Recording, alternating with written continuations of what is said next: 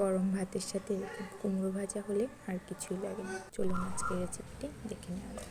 প্রথমে ফ্রাই প্যানে সাদা তেল দিয়ে তাতে কালো জিরে আর কাঁচা লঙ্কা ফোড়ন দিয়ে নিতে হবে।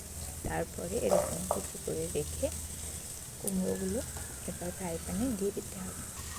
দিয়ে এবার একটু নাড়িয়ে চেড়ে নিয়ে তারপরে একে একে হলুদ গুঁড়ো, লবণ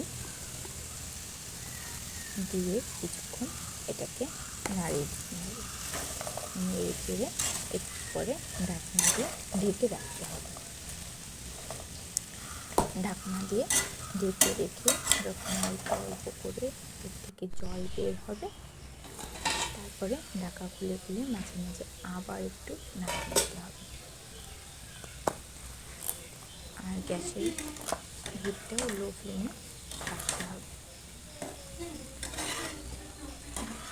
এবং শেষের দিকে এভাবে নেড়ে যখন কুমড়োটা একটু সিদ্ধ হয়ে আসবে, একটু ভাজা ভাজা মতো হয়ে আসবে, শেষে হালকা আপনাদের স্বাদ অনুযায়ী একটু চিনি দিয়ে দেবেন।